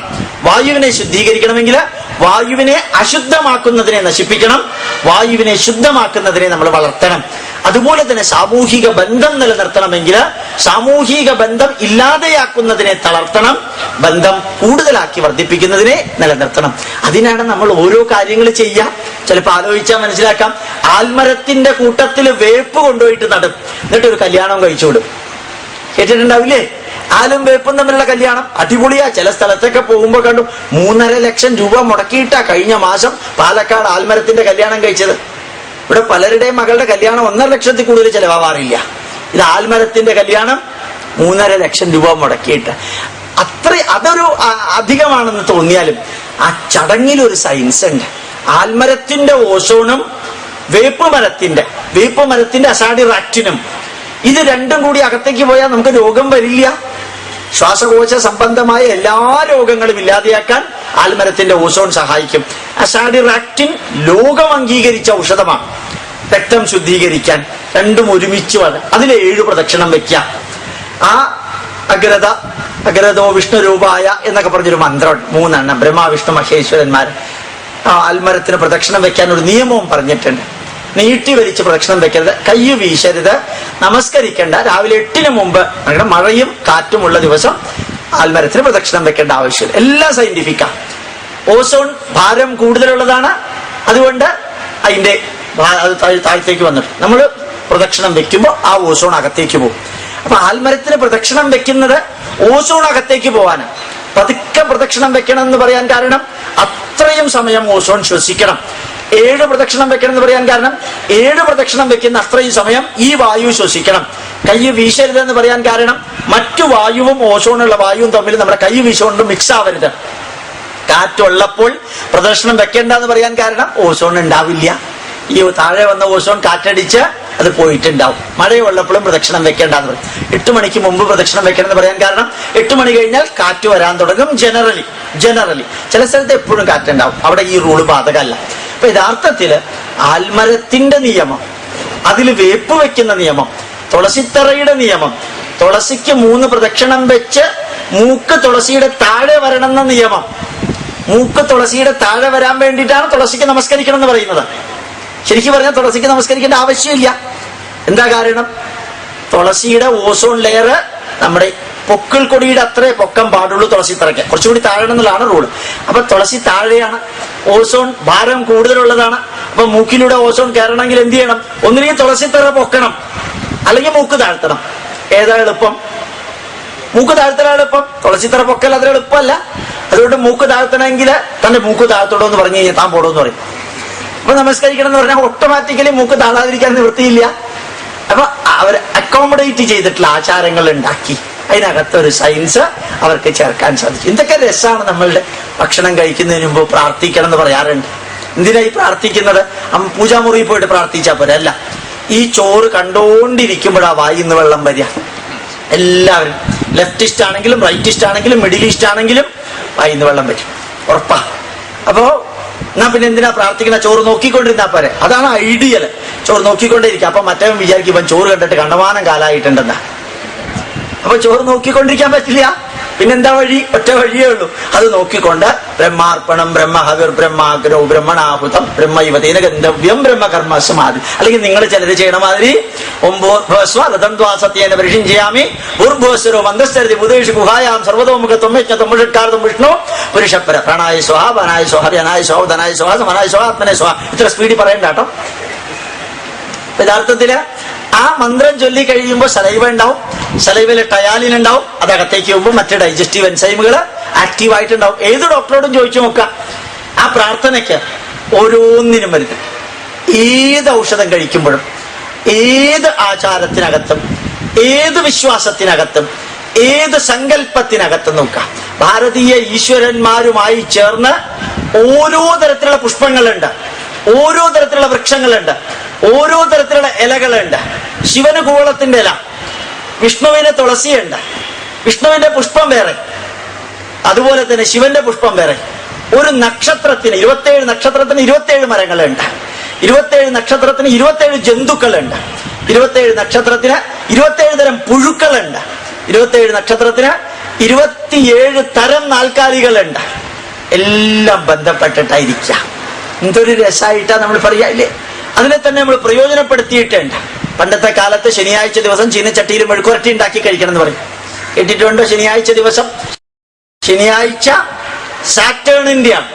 സാറ്റേണിന്റെ അതിദേവത ശിവനാണ്. ശിവന്റെ നിറം കറുപ്പാണ്. ശിവന്റെ ലോഹം ഇരുമ്പാണ്. ശിവന്റെ ധാന്യം എള്ളാണ്. അപ്പൊ എള്ളെണ്ണ ഉപയോഗിച്ച് ഈ ചീനച്ചട്ടിയിൽ മെഴുക്കുരട്ടി ഉണ്ടാക്കി കഴിച്ചാൽ അയൺ ഡെഫിഷ്യൻസി ഉണ്ടാവില്ല, അനീമിയ ഉണ്ടാവില്ല. എങ്ങനെ അത് ബന്ധപ്പെടുത്തിയെന്ന് നോക്കുക. പക്ഷെ ഇത് മനസ്സിലാക്കാനുള്ള ചിന്ത നമുക്കില്ല. നമ്മൾ കേൾക്കുമ്പോ തന്നെ പറയും ഇത് സവർണ മൂരാച്ചി ഫാസിസ്റ്റ് പിന്തരിപ്പൻ ഫ്യൂഡലിസം പരട് കുണ്ടന്നൂര് തലയോലപ്പറമ്പ് കോഴിക്കോട് കോട്ടയം എന്തൊക്കെയാ നമ്മൾ പറഞ്ഞുകൊണ്ടിരുന്നത്. ഇതൊക്കെയാ നമ്മൾ പറയാ. പക്ഷെ ഇതൊന്ന് ചിന്തിച്ചാൽ ഇന്നത്തെ സയന്റിസ്റ്റിനെ ചിന്തിക്കാൻ പറ്റുന്നതിൽ അപ്പുറത്ത് അവർ ചിന്തിച്ചിട്ടാണ് ഇത് ഇംപ്ലിമെന്റ് ചെയ്തിരിക്കുന്നത്. അതുപോലെ തന്നെ ഈ പ്രദോഷ ദിവസം ആ സമയം തന്നെ അന്തരീക്ഷത്തിൽ എത്രയാ മാറ്റം ഉണ്ടാവുക. മുഴുവനും പഠിച്ചിരിക്കുന്ന ജർമ്മനിയിലാണ്, ഇവിടെ പഠിച്ചിട്ടില്ല. ഈ പ്രദോഷത്തിന്റെ സമയത്തിന്റെ പ്രത്യേകത കറക്റ്റ് കറക്റ്റായിട്ട് അവർക്കറിയാം, അവിടെ പഠിച്ചിട്ടുണ്ട്, തറോ ആയിട്ട് പഠിച്ചിട്ടുണ്ട്. അതേപോലെ ശിവലിംഗത്തിന്റെ പ്രത്യേകത, അമേരിക്കയില് ഇത്രയും ഉള്ള ബോട്ടിലില് ഒരുതരം വെള്ളം കിട്ടും നമുക്ക് $5 കൊടുത്താൽ. അതിന്റെ പേര് ഓർക്കാൻ പറ്റുന്നത് ഓർക്കാം, ക്ലസ്റ്റേർഡ് വാട്ടർ എന്നാ പറയാ. ക്ലസ്റ്റേർഡ് വാട്ടർ എന്നാ അതിന് പറയാം. ക്ലസ്റ്റേർഡ് വാട്ടർ എന്താന്ന് വെച്ച് കഴിഞ്ഞാല് വെള്ളം കറക്കും, അസാധാരണ വേഗത്തിൽ വെള്ളം കറക്കും, എന്നിട്ട് ഓക്സിജൻ കടത്തിവിടും. നല്ല രീതിയിൽ കറക്കിയ വെള്ളത്തില് ഓക്സിജൻ കടത്തിവിട്ടാൽ ആ വെള്ളം കുറേ ഓക്സിജൻ എൻട്രാപ്പ് ചെയ്യും അതിനകത്ത്. ആ വെള്ളം 2-3 ഡ്രോപ്പ് സാധാരണ വെള്ളത്തിൽ ഒഴിച്ച് രോഗം ഭേദമായ വ്യക്തിക്ക് കൊടുക്കാം. രോഗിക്കല്ല, രോഗം ഭേദമായിട്ട് ശരീരം ആരോഗ്യം പുനഃസ്ഥാപിക്കാനുള്ള വ്യക്തികൾക്ക് കൊടുക്കാം. അസാധാരണമായ വേഗത്തില് ഓക്സിജൻ ഇൻടേക്കും നടക്കും, ഭക്ഷണത്തിലെ ഫുഡ് ആൻഡ് ന്യൂട്രീഷൻ ഇൻടേക്കും നടക്കും. അതിനാണ് ഈ $5 ഉള്ള ക്ലസ്റ്റേർഡ് വാട്ടർ വിൽക്കുന്നത്. ആ ക്ലസ്റ്റേർഡ് വാട്ടറും ശിവലിംഗത്തിന് അഭിഷേകം നടത്തിയിരിക്കുന്ന വെള്ളവും ഒരേ തരത്തിലുള്ള രണ്ടും നിങ്ങൾ ഏതെങ്കിലും ടോണോഗ്രാഫിലോ അതുപോലെ തന്നെ ക്രില്ലിയൻ ഫോട്ടോഗ്രാഫിയിലോ എഗ്ലി ഫോട്ടോഗ്രാഫിയിലോ വെച്ച് ഇത് രണ്ടും നോക്കിയാൽ എങ്ങനെ ഉണ്ട് എന്ന് നമുക്ക് കാണാൻ കഴിയും. ഒരേപോലെ ക്ലസ്റ്റേർഡ് വാട്ടർ $5 കൊടുക്കണം. ഇത്രയും ഇതൊരു കുടത്തിന് 10 പൈസ കൊടുക്കണ്ട. ശിവലിംഗത്തിന് അഭിഷേകം നടത്തിയ വെള്ളത്തിന് 10 പൈസ കൊടുക്കണ്ട. 2 കുടം ഉണ്ടെങ്കിൽ 2 കുടം എടുത്തോണ്ട് പോക്കളാം. തിരുമേനിയോട് ചോദിച്ചാൽ കുറെ വെള്ളം വേണം, ഒന്നും ഒരു കുണ്ടലി തന്നെ കൊണ്ടുപോക്കളാൻ പറയും. എത്ര വേണമെച്ചാൽ കൊണ്ടുപോക്കളാൻ പറയും. ഇങ്ങനെ തിരിച്ചു കൊണ്ടുവരികയും വേണ്ട പാത്രം എന്ന് പറയും. അപ്പൊ യഥാർത്ഥത്തില് അവിടെ $5 കൊടുക്കുന്നതിന് പകരം ഇവിടുത്തെ ചിലതെല്ലാം നമുക്ക് അഡോപ്റ്റ് ചെയ്യാൻ സാധിക്കും നല്ല രീതിയിൽ. അങ്ങനെ ശിവക്ഷേത്രത്തിലെ ആ ധാരയുടെ വെള്ളം പുറത്തുള്ളവർ കുടിക്കുമ്പോ പൂജ നടത്തുന്ന തിരുമേനിയുടെ കാലില് രോഗമൊന്നും ഉണ്ടാവരുത്. പൂജ നടത്തുന്ന തിരുമേനിയുടെ കാലില് രോഗം ഉണ്ടാവരുത്. അത് ഇമ്പോർട്ടന്റാ, വളരെ ഇമ്പോർട്ടന്റാ. ഇല്ലെങ്കിൽ കാരണം അവരത് അതിന്റെ നെഗറ്റീവ് ഇതാക്കും. അപ്പൊ യഥാർത്ഥത്തില് ഏത് കൺസെപ്റ്റ് എടുത്തു നോക്കുക, ഭാരതത്തിന്റെ ജീവിത ശൈലി സമഗ്രമാണ്, ഇന്റഗ്രേറ്റഡ് ആണ്, ഒരിക്കലും ഐസൊലേറ്റഡ് അല്ല. ശരീര മനസ്സോ യോഗ പരസ്പരം അനുവ്രജേ ആധാര ആദേയ ഭാവേന തപ്താജ്യ ഘടയോരിവ. ശരീരവും മനസ്സും കോംപ്ലിമെന്ററി ആയിട്ടിരിക്കുന്നത് പോലെ as is the microcosm so is the macrocosm. ഒരു വ്യക്തി പ്രപഞ്ചത്തിനോട് എങ്ങനെ ബന്ധപ്പെട്ടിരിക്കുന്നു, പ്രപഞ്ചം വ്യക്തിയോടും അതേപോലെ ബന്ധപ്പെട്ടിരിക്കുന്നു. ഒരിക്കൽ കൂടി പറയാം, as is the microcosm so is the macrocosm. എങ്ങനെയാണ് ഒരു വ്യക്തി പ്രപഞ്ചത്തിനോട് ബന്ധപ്പെട്ടിരിക്കുന്നത്, പ്രപഞ്ചം വ്യക്തിയോട് ബന്ധപ്പെട്ടിരിക്കുന്നു. ഈ പ്രപഞ്ചത്തിന്റെ നിലനിൽപ്പ് തന്നെ വ്യക്തമായി കണ്ടവരായിരുന്നു ഭാരതീയ ഋഷിവര്യന്മാര്. അതുകൊണ്ട് 1900 വരെ ഈ ഭാരതത്തിൽ ജീവിച്ച 10,000 വർഷം ജീവിച്ച ഒരു മഹർഷിയും ഈ നാടിന്റെ പരിസ്ഥിതിക്ക് ആഘാതമുണ്ടാക്കുന്ന ഒന്നും ചെയ്തിട്ടില്ല. അതാണ് അതിന്റെ സത്യം. ഒരു മഹർഷിയും, യുക്തിവാദി ചാർവാകൻ പോലും യാവത് ജീവേത് സുഖം ജീവേത് ഋണം കൃത്വാ കൃതം വിവേത് ഭസ്മീഭൂവസ്യ ദേഹസ്യ പുനരാഗമനം കുതാന്ന് പറഞ്ഞ ആളാണ് ചാർവാകൻ. എത്ര കാലം ജീവിക്കുന്നോ സുഖമായിട്ട് ജീവിക്കുക. കടം മേടിച്ചിട്ടാണെങ്കിലും നെയ്യ് കൂട്ടി ഉണയിക്കുക, കടം മേടിച്ചിട്ടാണെങ്കിലും നെയ്യ് കൂട്ടി ഉണയിക്കാം. ഒരിക്കൽ ഭസ്മമായി കഴിഞ്ഞാൽ ശരീരം പിന്നെ തിരിച്ചു വരുന്ന പ്രശ്നമില്ല എന്ന് പറഞ്ഞ ചാർവാകൻ പോലും പ്രകൃതിയെ നശിപ്പിക്കുന്ന ഒന്നും ചെയ്തിട്ടില്ല. ഭാരതീയര് പ്രകൃതിയുടെ അതുകൊണ്ടാ നമ്മളുടെ ഉജ്ജ്വലന്മാരായ ഋഷിവര്യന്മാര് കാട്ടിലൂടെ നടക്കുമ്പോൾ ഒരു പുലിയും ഒരു സിംഹവും ഇവരെ ഉപദ്രവിച്ചിരുന്നില്ല. വാനപ്രസ്ഥത്തിന് പോയ ഋഷിവര്യന്മാര് വനത്തിൽ തപസ് ചെയ്യുമ്പോ ഏതെങ്കിലും ഒരു പുസ്തകത്തില് നിങ്ങൾ കേട്ടിട്ടുണ്ടോ ഒരു മഹർഷിയെ പിടിച്ച് പുലി തിന്നൊന്നില്ല? സഹിക്കാൻ വയ്യാതെയായപ്പോ വിതുരൻ ധൃതരാഷ്ട്രോട് പറഞ്ഞു. എന്താ വിതുരൻ പറഞ്ഞ ധൃതരാഷ്ട്രനോട്? ഹേ വിതുര, എന്റെ മക്കളെല്ലാം മരിച്ചാലും പാണ്ഡവരുടെ കൂട്ടത്തിലാണ് ഞാൻ ജീവിക്കുന്നതെങ്കിലും യുധിഷ്ഠിരനും അർജുനനും എല്ലാം എന്നെ ഭയങ്കര സ്നേഹമാണ് കേട്ടോ. അവര് ദിവസവും വന്ന് എന്നെ നമസ്കരിക്കും. അങ്ങനെ നമസ്കരിച്ചിട്ട് അവര് എന്റെ ഭക്ഷണം കഴിച്ചതിന് ശേഷമേ അവര് ഭക്ഷണം കഴിക്കാറുള്ളൂ. ഇപ്പൊ എനിക്ക് പരമാനന്ദാണ് കേട്ടോ എന്ന് പറഞ്ഞപ്പോ വിതുരൻ എന്താ പറഞ്ഞറിയോ? തിരിച്ച വീട് കാക്കുന്ന നായയെ പോലെ ഭീമൻ ഉരുട്ടി ഉരുട്ടി തരുന്ന പിണ്ടച്ചോറ് തിന്ന ഒരു പട്ടിയെ പോലെ ഈ വീട്ടിൽ കഴിയാൻ അങ്ങക്ക് ദുഃഖവും ചളിപ്പും തോന്നുന്നില്ലേ ധൃതരാഷ്ട്ര മഹാരാജാവേ? അങ്ങും അങ്ങയുടെ ഭാര്യയും ഈ വീടിൽ നിന്ന് ഇന്ന് വൈകുന്നേരം ഇറങ്ങി ഇത്രയും കാലം ജീവിച്ചിട്ട് പ്രയോജനമില്ലാത്ത അങ്ങയുടെ ശരീരം ഇനിയെങ്കിലും കാട്ടിലുള്ള മൃഗങ്ങൾക്ക് ഭക്ഷണമായി തീരുക എന്ന പ്രയോജനമെങ്കിലും ഉണ്ടാകട്ടെ എന്നാ പറഞ്ഞതിന്റെ വരി ഇത്തിരി നീളം കൂടി പോയാലേ മനസ്സിലായില്ലെന്നല്ലേ ഉള്ളൂ. മനസ്സിലായി? ആ ശരീരം മൃഗങ്ങൾക്കെങ്കിലും പ്രയോജനം. അങ്ങനെ ഒരു വരിയല്ലാതെ ഈ ഒരു രാജാവിനെയും ഒരു മന്ത്രം പഠിച്ചവനെയും ഒരു ഋഷിവര്യനെയും വനത്തിലുള്ള മൃഗങ്ങൾ തിന്നതായിട്ടുള്ള എക്സ്പ്ലനേഷൻ നമുക്ക് കാണാൻ സാധ്യമല്ല. അതിന് കാരണം ആ മൃഗങ്ങളുമായിട്ടൊരു ഹാർമോണിയസ് ലൈഫാണ്, ആ ചെടികളുമായിട്ടുള്ളൊരു ഹാർമോണിയസ് ലൈഫാണ്. വീടുണ്ടാക്കാൻ മരം വെട്ടുന്നതിന് മുമ്പ് ഹോമം നടത്തും. പെരുന്തച്ഛന്റെ എന്ന സിനിമയില് ഹോമം നടത്തി ആ മരത്തിനോട് അപേക്ഷിക്കുക, നിന്റെ ശരീരം എന്റെ വീട് കെട്ടാൻ വേണ്ടി ഉപയോഗിക്കുന്നു. എന്നിട്ട് മുകളിലുള്ള പക്ഷികളോട് നോക്കി പറയാ, 24 മണിക്കൂറിനകം നിങ്ങൾ വേറൊരു വൃക്ഷത്തിലേക്ക് കുടിയേറി പാർക്കണം, ഞാൻ ഈ മരം ഉപയോഗിക്കാനുള്ള അനുവാദം മരത്തിനോട് ചോദിച്ചിട്ടുണ്ട് എന്ന് പറഞ്ഞ് ആണ് ആ മരത്തിനെ വെട്ടുക. ആ മരത്തിന് വേദനിക്കാതിരിക്കാനുള്ള ഒരു മനസ്സുകൂടി നമുക്കുണ്ട്. വെട്ടുമ്പോ വേദനിക്കും, വേദനിക്കരുത് എന്ന പ്രാർത്ഥനയോടുകൂടിയാ വിട്ട. ഇവിടെയാണ് ശരിക്കും പറഞ്ഞ നമ്മുടെ അപ്രോച്ച്, നമ്മുടെ സങ്കല്പം ഇവിടെയാണ് നമുക്ക് കാണാൻ സാധിക്കുക. ഇതൊരു വിശ്വാസം മാത്രമല്ല, വിശ്വാസത്തിനെ പ്രായോഗികമായിട്ട് കൊണ്ടുവന്നിരിക്കുന്ന അപ്ലൈഡ് ഫിലോസഫി. ഈ അപ്ലൈഡ് ഫിലോസഫിയാണ് എല്ലാ ചെടികളിലും എല്ലാ ഇലകളിലും. ഒരു പ്രയോജനവും ഇല്ലാത്ത ഒരു ചെടിയാണ് കമ്മ്യൂണിസ്റ്റ് പച്ച. നിങ്ങൾ കേട്ടുകയാണ്, ആ പച്ച കമ്മ്യൂണിസ്റ്റ് പാർട്ടിയിലുള്ളതൊന്നും അല്ല, എങ്ങനെയോ അതിനങ്ങനെ ഒരു പേരിട്ടു, ആരോ ഒരു പേരിട്ടതാ. ആ കമ്മ്യൂണിസ്റ്റ് പച്ചയ്ക്ക് പോലും ചിക്കൻ ഗുനിയ വന്നപ്പോ ഒരു പ്രയോജനം കണ്ടുപിടിച്ചു. നിങ്ങൾക്കറിയാം, കമ്മ്യൂണിസ്റ്റ് പച്ചയുടെ തല നുള്ളിയെടുത്ത് വെള്ളം തിളപ്പിച്ച് അത് കുടിച്ചാൽ ചിക്കൻ ഗുനിയ പോകുമെന്ന് പറഞ്ഞ് കണ്ടുപിടിച്ചു. സർ, മന്ത്രമക്ഷരം നാസ്തി നാസ്തി മൂലമനൌഷധം അയോഗ്യ പുരുഷോ നാസ്തി യോജകത്തത്ര ദുർലഭ. ഏത് ചെടിക്കും ഒരു ഔഷധ ഗുണമുണ്ട്. ഈ കൺസെപ്റ്റുകൾ ഇവിടെ ഉണ്ടായിരുന്നതാ. അതുകൊണ്ട് നമ്മളുടെ വീക്ഷണം ചെടികളെ കുറിച്ച്, നമ്മുടെ വീക്ഷണം ഭൂമിയെ കുറിച്ച്, നമ്മുടെ വീക്ഷണം മറ്റു മൃഗങ്ങളെ കുറിച്ച്, നമ്മളുടെ വീക്ഷണം വായുവിനെ കുറിച്ച്, അഗ്നിയെ കുറിച്ച്, വൃക്ഷത്തെ കുറിച്ച്, ജലത്തെ കുറിച്ച്, സൂര്യനെ കുറിച്ച്, സൂര്യ ആരാധന തന്നെ വേദമന്ത്രം പറയാറുണ്ട്. ആ കൃഷ്ണേന രജസാ വർത്തമാനോ നിമേശയന്ന അമൃതം മർത്യം ചിരണ്യേന സവിതാരഥേന ദേവോ യാതി ഭുവനാനി പശ്യൻ ആദിത്യായ നമഃ. ഒരു ഉജ്ജ്വലമായ ആത്മീയ ബന്ധം നിലനിന്നത് കൊണ്ടാണ് ഭാരതത്തിന് ഭാരതം എന്ന പേരുണ്ടായത്. ഭാവം, രാഗം, താളം, ഭാവ രാഗ താളം, ഭാരതം. ഇത്ര ഭംഗിയായിട്ടുള്ളത്. ഭാവമുണ്ട് ഇവിടെ, രാഗമുണ്ട് ഇവിടെ, താളമുണ്ട്, എല്ലാം ഹാർമോണിയസ് ആണ് ഇവിടെ. ചിലപ്പോ പറയാറില്ലേ, ഇത്ര ഭംഗിയായിട്ട് എത്ര ഉജ്ജ്വലമായിട്ടുള്ള ഒരു രാഷ്ട്ര ഇതല്ലേ. ശരിക്കും പറഞ്ഞാൽ ഒരു നാടിന്റെ മുഖ്യമന്ത്രി പായസത്തിന് വേണ്ടി മീറ്റിംഗ് വിളിച്ചു കൂട്ടിയ ഒരേ ഒരു രാജ്യം ഇതാ. സത്യമല്ലേ? അരവണയ്ക്ക് വേണ്ടിയിട്ട് മുഖ്യമന്ത്രി വിളിച്ചു കൂട്ടി, 17 IAS വിളിച്ചു കൂട്ടി, ജില്ലാ കളക്ടർമാരെ വിളിച്ചു കൂട്ടി പായസത്തിന് വേണ്ടി. എന്നിട്ട് എന്ത് തീരുമാനിച്ചു? നാളെ മുതൽക്ക് പായസം കൊടുക്കുന്ന കൗണ്ടറിന്റെ ഓട്ട വർദ്ധിപ്പിക്കാൻ തീരുമാനിച്ചു. ഇത്രയും കമ്മ്യൂണിസം കൊടികുത്തി വാണപ്പോഴും രണ്ടുപേരും കയറി ശബരിമലയിലേക്ക്. കമ്മ്യൂണിസ്റ്റ് പാർട്ടിയുടെ 2 ആചാര്യന്മാരും കയറി.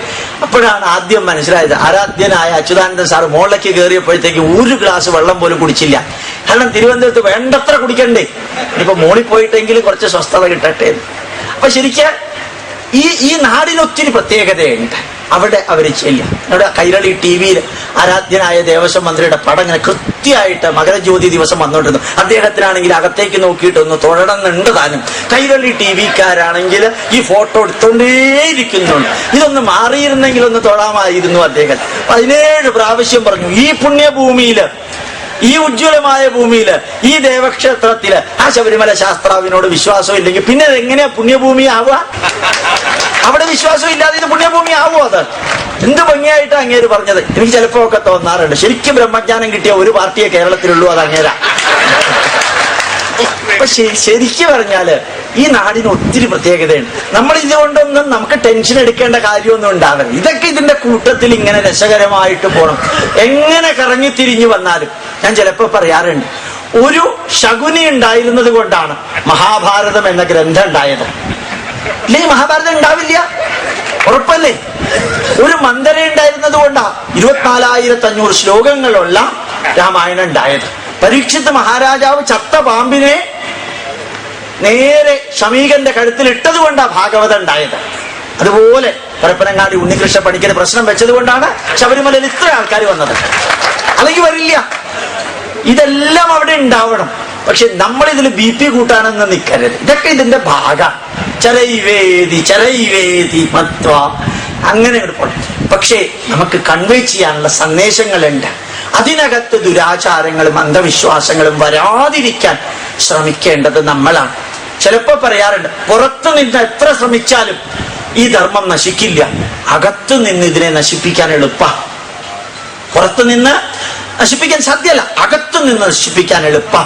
അതുകൊണ്ട് തന്നെ ഞാൻ എല്ലാ കുടുംബാംഗങ്ങളോടും പറയാൻ ആഗ്രഹിക്കുന്നു, മാറ്റം റവല്യൂഷണറി അകത്തുണ്ടാവണം, വയലന്റ് ചേഞ്ച് അകത്തുണ്ടാവണം, എവല്യൂഷണറി ആൻഡ് അതുപോലെ സൈലന്റ് ചേഞ്ച് പുറത്തുണ്ടാകണം. നമ്മളുടെ ധർമ്മം ശരിക്കു പറഞ്ഞാൽ ഇന്നത്തെ പത്രം വായിച്ചാൽ അറിയാം നിങ്ങളുടെ BP എത്ര കൂടുമെന്ന്. എത്ര കോടി രൂപയാ ന്യൂനപക്ഷത്തിന് വേണ്ടി മാറ്റിവെച്ചിരിക്കുന്നത്. എനിക്കതിന്റെ വിരോധമൊന്നുമില്ല. പക്ഷേ ഈ സനാതന ധർമ്മം സംരക്ഷിക്കാനോ ഇത് നിലനിർത്താനോ എന്തെങ്കിലും അതിനകത്തുള്ളതായിട്ട് കണ്ടില്ല. വേണമെന്നും എനിക്ക് ആഗ്രഹമില്ല. ഞാൻ ഒന്ന് മാത്രം പറയാൻ ആഗ്രഹിക്കുന്നു, എത്ര ലക്ഷങ്ങളാണ് ജനങ്ങളാണ് ഓരോ ദിവസവും ഹിന്ദു ധർമ്മം വിട്ട് മറ്റു ധർമ്മത്തിലേക്ക് പോകുന്നത്. ഒറീസയില് 24% ഒറീസയിലെ ജനത ക്രിസ്ത്യാനികളാണ്. ഇവിടെ ഇപ്പോ ശരിക്കും നിങ്ങൾ പോയാൽ അറിയാം, ആന്ധ്രയില് രാജേശ്വര റെഡ്ഡി ഹിന്ദു അല്ല, അദ്ദേഹം സാമുവൽ രാജേശ്വര റെഡ്ഡിയാണ്. അതുപോലെ തന്നെ നമ്മളുടെ ധാരാളം വ്യക്തികൾ, ഷീല ദീക്ഷിത് ഹിന്ദു പേരാണ്, ദീക്ഷിത് ബ്രാഹ്മണന്റെ പേരാണ്, ക്രിസ്ത്യനാണ് അവൻ. ജയ്പാൽ റെഡ്ഡി ക്രിസ്ത്യനാണ്, അജിത് ജോഗി ക്രിസ്ത്യനാണ്. ശരിക്കും കാത്തലിക്കാണ് ഇപ്പൊ ഭരിക്കുന്ന മുകളിലുള്ളവർ മുഴുവനും, അവരുടെ ഫാമിലി ഒക്കെ അതാണ്. ഇതൊന്നും എന്നെ ബാധിക്കുന്നില്ല. ഞാൻ ഈ യോഗക്ഷേമ സഭയുടെ സദസ്സിൽ വെക്കാൻ കാരണം, ഇപ്പോ ക്രിസ്ത്യൻസിനും മുസ്ലിംസിനും ഒരു തിരിച്ചറിവ് വന്നിട്ടുണ്ട്. എന്താ തിരിച്ചറിവ്? ഞങ്ങൾക്ക് ഒരു പുസ്തകമേ ഉള്ളൂ, ഒരു ബൈബിൾ, ഒരു ഖുർആൻ. അതിനകത്ത് കുറെ കെട്ടുകഥകൾ മാത്രമേ ഉള്ളൂ. യഥാർത്ഥത്തിൽ സംസ്കാരവും അറിവുമുള്ളത് ഭാരതത്തിലെ ഗ്രന്ഥങ്ങളിലാണ്. ഇത് പഠിക്കണം, ഇതറിയണം എന്നൊരാഗ്രഹം ഉത്കടമായിട്ട് വന്നു തുടങ്ങിയിട്ടുണ്ട്. എന്നെങ്കിലും നിങ്ങൾക്ക് സംശയം തോന്നുകയാണെങ്കിൽ ഏതെങ്കിലും നിങ്ങൾക്ക് ഇഷ്ടമുള്ള ദിവസം ഗുരുവായൂർ അമ്പലത്തിൽ വൈകുന്നേരം ദീപാരാധനയ്ക്ക് ഒന്ന് അമ്പലത്തിന്റെ പുറത്ത് നിൽക്കുക. എത്ര നൂറുകണക്കിന് ക്രിസ്ത്യാനികളാണ് കുടുംബാംഗങ്ങളായിട്ട് ഗുരുവായൂരിൽ പുറത്തു വന്ന് ദീപാരാധന തൊഴാൻ വരുന്നത്. ഞാൻ കണ്ടതാണ്, കഥ കേട്ടതല്ല. നൂറുകണക്കിന്, ഒരു വിശേഷ ദിവസമല്ല. കുന്നംകുളം, ചൂണ്ടല്, അവിടെ അതേ കേച്ചേരി സൈഡിൽ നിന്നും അവിടെ നിന്നല്ല ക്രിസ്ത്യൻസും മുസ്ലിംസും വഴിപാടിന് കൊടുക്കുന്നതല്ല. ഞാൻ ഒന്നേ നിങ്ങളോട് എല്ലാവരോടും ചോദിക്കാൻ ആഗ്രഹിക്കുന്നുള്ളൂ. ഓരോ ഹിന്ദു സമൂഹവും മതം മാറി അപ്പുറത്തേക്ക് പോകുമ്പോൾ നമുക്ക് ദുഃഖം തോന്നുന്നു. അവര് തന്നെ തിരിച്ചു വരുമ്പോൾ ആരാ ഇവരെ സ്വീകരിക്കേണ്ടത്? നമ്മളല്ലാതെ ആരാ സ്വീകരിക്കാനുള്ളത്? നമ്മളവിടെ ആചാരങ്ങൾ പറയണോ? എന്ന് ആലോചിച്ച് നോക്കൂ. താതസ്യ കൂപോയം ഇതി ബ്രുവാണ കാ പുരുഷക്ഷാരജലം പിബതി. അച്ഛൻ കുഴിച്ച കിണറ്റില് ഉപ്പുവെള്ളമാണ് ഇപ്പോൾ ഉള്ളതെങ്കിൽ അച്ഛനോട് ബഹുമാനം കാണിക്കാൻ ആ ഉപ്പുവെള്ളം കുടിക്കേണ്ട ആവശ്യമുണ്ടോ? അയം കൂപഹ താതസ്യ ഇതി ബ്രുവാണ, ഈ കിണറ് അച്ഛൻ കുഴിച്ചതാണെന്ന് പറഞ്ഞ് കാപുരുഷ ഏത് മനുഷ്യനാണ് ക്ഷാരജലം പിബതി, ഉപ്പുവെള്ളം കുടിക്കുക. അച്ഛൻ തെറ്റ് ചെയ്തിട്ടുണ്ടെങ്കിൽ, ഗുരു തെറ്റ് ചെയ്തിട്ടുണ്ടെങ്കിൽ മകൻ അത് ആവർത്തിക്കേണ്ട, ശിഷ്യൻ അത് ആവർത്തിക്കേണ്ട കാര്യമില്ല.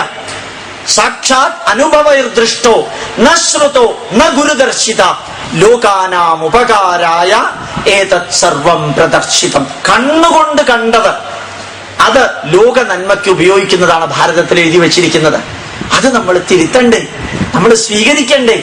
മാറ്റങ്ങൾ സ്വീകരിക്കാതെ നമ്മൾ ഇപ്പോഴും പണ്ടത്തെ മാതിരി ആയാൽ എങ്ങനെ ഇവർ തിരിച്ചു വരും? കേരളത്തിൽ മാത്രം കുറച്ച് ദുരാചാരമുണ്ട്. കേരളത്തിലെ ജനതയാണ് എന്നും ഭാരതത്തിന് മാർഗനിർദ്ദേശമായിരുന്നത്. നിങ്ങൾക്കറിയാം, നക്സലൈറ്റ് വളർന്നത് കേരളത്തിലാണ്, NDF വളരുന്നത് കേരളത്തിലാണ്, നായർ മുഴുവനും കേരളത്തിലാണ്, ഈഴവര് മൊത്തം കേരളത്തിലാണ്. ഈ നാടിനെ മൊത്തം കുളം തോണ്ടുന്നത് കേരളത്തിൽ നിന്ന് പോയവരാ, ഈ നാടിനെ മൊത്തം നന്നാക്കുന്നത് കേരളത്തിൽ നിന്ന് പോയവരാ. ആലോചിച്ച് നോക്കാം. ശങ്കരാചാര്യരാണ് ഈ ഭാരതത്തിന്റെ 4 കോർണറിൽ ചെന്നിട്ട് മഠങ്ങൾ സ്ഥാപിച്ചത്. അറിയണം, ശങ്കരാചാര്യർക്ക് തുല്യമായിട്ട് ആരും ഉണ്ടായിട്ടില്ല. ഈ നാട്ടിലുള്ളവരായ എല്ലാ കാര്യങ്ങളും ചെയ്യുന്നത്. അത്രയും നന്മകൾ നമുക്ക് ഇതേ നാട്ടിലുള്ള ക്രൈസ്തവരാണ്. ഒറീസയിലും ആന്ധ്രയിലും നാഗാലാൻഡിലും മിസോറാമിലും ഞങ്ങൾ പോയ സ്ഥലത്ത് 100% കൺവേർഷനാണ്. ഹിന്ദുസ് ഇല്ല അവിടെ. പക്ഷെ അവർക്ക് തിരിച്ചു വരണമെന്ന് ആഗ്രഹമുണ്ട്, ആരും സ്വീകരിക്കാനില്ല. ഞാൻ ഈ ഉദാഹരണം ഈ സർപ്പക്കാവും കുളവും വായുവും അഗ്നിയും സൂര്യനും ചെടികളും ഗ്രഹങ്ങളും എല്ലാം പറയുന്ന വേദിയിൽ പറയാൻ കാരണം യോഗക്ഷേമ സഭയ്ക്കേ മാറ്റം വരുത്താൻ പറ്റുള്ളൂ. യോഗക്ഷേമ സഭയിലെ മാറ്റങ്ങളാണ് വരുത്തേണ്ടത്. എന്തായാലും നമ്മൾ ക്ഷേത്രങ്ങളുടെ കാര്യങ്ങളിൽ നല്ല മാറ്റം വരുത്തണം. ആ മാറ്റം വരുത്താനുള്ള മഹായജ്ഞം നമ്മൾ ഒരുമിച്ച് ചെയ്യണം. ഏതിനും എന്ത് പ്രശ്നമുണ്ടെങ്കിലും പറഞ്ഞോളാം, ഇത് ഗോപാലേഷൻ പറഞ്ഞിട്ടാണ്. എന്ത് സക്സസ് ആയാലും അതിന്റെ ക്രെഡിറ്റ് നിങ്ങൾ എടുത്തോളാം. ഏത് പാപഭാരവും ഏൽക്കാൻ ഗോപാലേഷൻ തയ്യാറാണ്. ഏത് ദുഃഖവും ഏൽക്കാൻ ഗോപാലേഷൻ തയ്യാറാണ്. എനിക്ക് എന്നും ഒരാഗ്രഹമേ ഉള്ളൂ, ഈ നാടിനെ തിരിച്ചു കൊണ്ടുവരണം. നമ്മളെ വിട്ടുപോയവരെ തിരിച്ചു കൊണ്ടുവരണം. നമ്മളിലേക്ക് തിരിച്ചു വരണം. ഈ വെള്ളാപ്പള്ളി നടേശൻ സാറിനെ കാണാൻ പോയി. അദ്ദേഹത്തിനോട് പറഞ്ഞു, കുറേ നേരം സംസാരിച്ചു. ഒരു അഭ്യർത്ഥനയുണ്ട്. എന്താ ഡോക്ടറെ? പറഞ്ഞോളൂ. ഒരു പ്രശ്നമില്ല, ഞാൻ നല്ല വെയിറ്റ് ഉള്ള പാർട്ടിയാണ്, 137 കിലോ നല്ല വെയിറ്റ് ഉള്ള പാർട്ടിയാണ്. ഒരഭ്യർത്ഥനയേ ഉള്ളൂ. എത്ര പള്ളിയിൽ ശ്രീകൃഷ്ണന്റെ പടം വെച്ചിട്ടുണ്ട്? അവരൊന്നും വെച്ചിട്ടില്ല. എത്ര മോസ്കിൽ വെച്ചിട്ടുണ്ട്? വെച്ചിട്ടില്ല. എത്ര പള്ളിയിൽ ഓങ്കാരം വെച്ചിട്ടുണ്ട്? വെച്ചിട്ടില്ല. എത്ര പള്ളിയിൽ ഭഗവത്ഗീത വെച്ചിട്ടുണ്ട്? വെച്ചിട്ടില്ല എന്ന് അദ്ദേഹം പറഞ്ഞു. എത്ര നാരായണ ഗുരുദേവന്റെ ക്ഷേത്രങ്ങളിലും പ്രതിമകൾക്കും അടുത്ത് ചന്ദ്രക്കലയും നക്ഷത്രവും കുരിശും വെച്ചിട്ടുണ്ട്. എല്ലാ സ്ഥലത്തും വെച്ചിട്ടുണ്ട്. അവര് വെക്കാത്തത് നമ്മൾ എന്തിനാ വെക്കുന്നത്? നമ്മുടെ ഗുരുദേവന്റെ സ്ഥാപനങ്ങളിൽ എന്തിനീ കുരിശും ചന്ദ്രക്കലയും വെക്കുന്നു? ഈ നാട്ടില് ജനിച്ച ശ്രീകൃഷ്ണനെയും ശ്രീരാമനെയും അവരെ സ്വീകരിച്ചിട്ടില്ല. വിദേശത്ത് നിന്ന് വന്നത് നമ്മളെ സ്വീകരിക്കാൻ തയ്യാറായി. അദ്ദേഹം പറഞ്ഞൊരു വരി ഇതായിരുന്നു, ഡോക്ടർ പൊക്കോ ഞാൻ ഏറ്റു. 2 ദിവസം കൊണ്ട് കാസർഗോഡ് മുതൽക്ക് കന്യാകുമാരി വരെയുള്ള ഗുരുദേവന്റെ ക്ഷേത്രങ്ങളിൽ നിന്നും കുരിശും ചന്ദ്രക്കലയെ മാറ്റി. 2 ദിവസം കൊണ്ട് അദ്ദേഹം മാറ്റി. ഉറപ്പിച്ചു പറയാം, 2 ദിവസം. അദ്ദേഹത്തിനോട് അടുത്ത കാലത്ത് കണ്ടപ്പോൾ ഒരഭ്യർത്ഥനയും കൂടിയുണ്ട്. ഡോക്ടർ പറഞ്ഞു, എത്ര ഈഴവര് മതം മാറി ക്രിസ്ത്യാനിറ്റിയിലേക്ക് പോയിട്ടുണ്ടോ 2010 ഡിസംബർ 31 എല്ലാത്തിനും തിരിച്ചു കൊണ്ടുവരണം. കാരണം ഇവിടെ നിന്ന് അങ്ങോട്ട് പോയ സ്ഥിതിക്ക് എങ്ങോട്ട് തിരിച്ചു വരണം എന്നുള്ള പ്രശ്നമില്ലല്ലോ. എവിടെ നിന്ന് എങ്ങോട്ടാ പോയത്? ഈഴവര് ക്രിസ്ത്യാനികളായവരെ ക്രിസ്ത്യാനിന്ന് ഈഴവരാക്കുക. നമ്പൂതിരി ക്രിസ്ത്യാനി ആയിട്ടുണ്ടെങ്കിൽ തിരിച്ചു നമ്പൂതിരിയാക്കാം. എംബ്രാന്തിരി ക്രിസ്ത്യാനി ആയിട്ടുണ്ടെങ്കിൽ തിരിച്ച് എംബ്രാന്തിരിയാക്കാം. നായര് ക്രിസ്ത്യാനി ആയിട്ടുണ്ടെങ്കിൽ പറ്റുമെങ്കിൽ തിരിച്ച് നായരാക്കാം. പ്രശ്നം തീർന്നില്ലേ? വേറെ ഏത് ജാതി ഏത് ഒന്നും പ്രശ്നമില്ല. നോക്കാം, ഇനി പ്രവർത്തിക്കാം എന്നാ അദ്ദേഹം അന്ന് പറഞ്ഞത്. കാരണം ഈ മാറ്റങ്ങൾ വരുത്താൻ നമുക്ക് സാധിക്കണം. നമ്മുടെ വേദങ്ങളും നമ്മുടെ പുരാണങ്ങളും നമ്മുടെ ഇതിഹാസങ്ങളും നമ്മുടെ ആയുർവേദ, നമ്മുടെ യോഗം, നമ്മുടെ സംസ്കൃതം, നമ്മുടെ വേദഗണിതം, നമ്മുടെ നൃത്യങ്ങൾ ലോക ജനത സ്വീകരിക്കുമ്പോൾ അതിന്റെ അവകാശികളായ ഞാനും നിങ്ങളും അത് സംരക്ഷിക്കാനും ഓർമ്മിക്കുന്നില്ല. സംരക്ഷിക്കുന്നവരെ സംരക്ഷിക്കാനും നമ്മൾ ഓർക്കുന്നില്ല. നമ്മളുടെ കാലിന്റെ ചുവട്ടിൽ കൂടെ ഒഴുകിപ്പോകുന്ന മണ്ണ് റീറ്റെയിൻ ചെയ്യാൻ നമുക്ക് പറ്റണില്ല. അതുകൊണ്ട് തന്നെ എല്ലാവരോടും അഭ്യർത്ഥിക്കുന്നു, സനാതന ധർമ്മം വേദം പഠിച്ചവരും വേദം പ്രാക്ടീസ് ചെയ്തവരുടെയും കൈകളിലാണ്. ആ വേദം പഠിച്ചവരും ഇതിന്റെ മുമ്പിലുണ്ട്, വേദം പ്രാക്ടീസ് ചെയ്യുന്നവരും മുമ്പിലുണ്ട്. വേദത്തെ നന്മ നിറഞ്ഞ രീതിയിൽ കൈകാര്യം ചെയ്യുന്നവരെ അവരുമായി ബന്ധമുള്ളവരും എന്റെ മുമ്പിലുണ്ട്. അതുകൊണ്ട് തന്നെ ഞാൻ വിനയാന്വിതനായി നമ്മളോട് അഭ്യർത്ഥിക്കുന്നു, ഈ നാടിന്റെ ധർമ്മത്തെ സംരക്ഷിക്കേണ്ട ഉത്തരവാദിത്വം നമുക്കാണ്.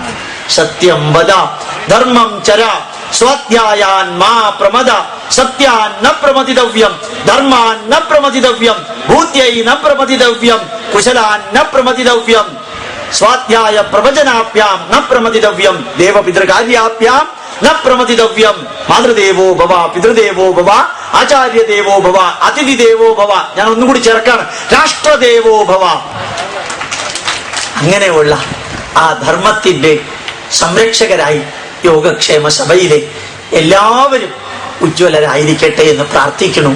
വീണ്ടും വീണ്ടും ആഗ്രഹിക്കുന്നു, നിങ്ങൾ ഏത് പാർട്ടിക്കാരായിക്കൊള്ളാം. കമ്മ്യൂണിസ്റ്റുകാരാണെങ്കിൽ അതിൽ തന്നെ തുടരുക, കോൺഗ്രസ്സുകാരാണെങ്കിൽ കോൺഗ്രസിൽ തന്നെ തുടരുക, BJP-ക്കാരാണെങ്കിൽ അതിൽ തന്നെ തുടരുക. അതൊന്നും നമ്മൾ പ്രശ്നം വരുന്നില്ല.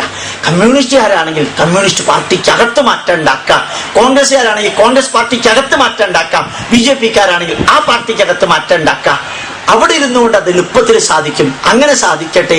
നമ്മുടെ നന്മ നിറഞ്ഞ ചിന്താധാരകൾ നിറഞ്ഞ ഹൃദയത്തോടുകൂടി ലോകം സ്വീകരിക്കാൻ തയ്യാറാകുമ്പോൾ ഈ സനാതന ധർമ്മത്തിലെ മറ്റേത് വിഭാഗത്തിന് സാധിക്കുന്നതിനേക്കാളും ഉജ്ജ്വലമായി സാധിക്കുന്നത് യോഗക്ഷേമ സഭയിലെ പ്രവർത്തകർക്കാണ് എന്ന് ഞാൻ തുടക്കത്തിലേ പറഞ്ഞു. വീണ്ടും വീണ്ടും ആവർത്തിക്കുന്നു. നമുക്ക് വരുത്താൻ സാധിക്കുന്ന മാറ്റം ആയുർവേദ ഫീൽഡ് അഷ്ടവൈദ്യന്മാരും മുതൽക്കുള്ളവര് നമ്പൂതിരിമാരുണ്ട്, ജഡ്ജിമാരുണ്ട്, അത്യുജ്വല സംഗീതജ്ഞന്മാരുണ്ട്, അതിഗംഭീര ചാർട്ടേഡ് അക്കൗണ്ടന്മാരുണ്ട്, ഇഷ്ടംമാതിരി നാഗാർജുനയുടെയൊക്കെ മാനേജിംഗ് ഡയറക്ടറെ പോലെ അതിപ്രഗത്ഭരായവര് ടോപ്പ് മുതൽക്ക് എല്ലാ സ്ഥലത്തുമുള്ള സൈലന്റ് ആയിട്ട് അറിവിന്റെ കൂമ്പാരമായിരിക്കുന്ന ഒരു സംഘടനയുടെ വ്യക്തികളുടെ സംഘടനയാണ് ഇത് എന്ന് ഓർമ്മിപ്പിച്ചുകൊണ്ട് നന്മ നിറഞ്ഞ ഈ യജ്ഞത്തിലേക്ക് എന്നെ ക്ഷണിച്ചതിൽ സന്തോഷമുണ്ട്. അതിനേക്കാളും വലിയൊരു സന്തോഷം, ഞാൻ ഉറപ്പിച്ച് വിശ്വസിച്ചിരുന്നു ഇന്ന് ഏതാണ്ട് ഒരു 10-25 പേരെ ഇവിടെ ഉണ്ടാവുള്ളൂ, അത് കഴിഞ്ഞ് നേരെ തൃശ്ശൂരിലേക്ക് പോവാം എന്ന് വിചാരിച്ചിരുന്നു. അപ്പോഴും എൻ്റെ മനസ്സിൽ പറഞ്ഞിരുന്നു 10-25 പേരുണ്ടെങ്കിൽ തന്നെ ഒരു 15 പേരെങ്കിലും കോട്ടുവായ വിട്ടുകൊണ്ടിരിക്കും. ഒരാൾ പോലും ഇവിടെ കോട്ടുവായ വിട്ടില്ല. ഇവിടെ നോക്കി എനിക്ക് അങ്ങറ്റം വരെ അവിടം വരേക്കാണ് ഒരാളും കോട്ടുവായ വിട്ടില്ല, ഒരാളും വാച്ച് നോക്കിയില്ല. എന്റെ വിഷയമാണെങ്കിൽ ശുഷ്കാണ്. ഞാൻ പലതും ഇങ്ങനെ കറങ്ങി തിരിഞ്ഞാണ് ഞാൻ വന്നത്. പല വിവരണങ്ങളും എല്ലാം കൂടി ചേർത്ത് അതെല്ലാം അത്രയും നിറഞ്ഞ ഹൃദയത്തോടു കൂടി ശ്രവിച്ചുകൊണ്ടിരുന്ന എൻ്റെ എല്ലാ കുടുംബാംഗങ്ങളോടും ഒരേ പ്രാർത്ഥന. പശ്യേമ ശരദശതം ജീവേമ ശരദശതം ശൃണ്വാമ ശരദശതം മോദേമ ശരദശതം. ഒരു 100 ശരത്ഋതുക്കൾ ജീവിക്കാൻ ജഗതീശ്വരൻ നമുക്കെല്ലാവർക്കും അനുഗ്രഹം തരട്ടെ. 100 ശരത്ഋതുക്കൾ സന്തോഷിക്കാൻ ജഗതീശ്വരൻ അനുഗ്രഹം തരട്ടെ. 100 ശരത്ഋതുക്കൾ ആരോഗ്യത്തോടുകൂടി നന്മ നിറഞ്ഞ പ്രവർത്തനം ചെയ്യാൻ അനുഗ്രഹം തരട്ടെ. ദീർഘായുരാരോഗ്യ ഐശ്വര്യാണാം അഭിവൃദ്ധിരസ്തു. ദീർഘായുസ്സും ആരോഗ്യവും ഐശ്വര്യവും സമ്പൽ സമൃദ്ധിയും കൊണ്ട് നന്മ നിറഞ്ഞ കർമ്മം ചെയ്യാൻ ജഗതീശ്വരൻ അനുഗ്രഹം തരട്ടെ എന്ന് പ്രാർത്ഥിക്കുന്നു. ഗോപാലകൃഷ്ണന്റെ പ്രണാമം പ്രണാമം പ്രണാമം.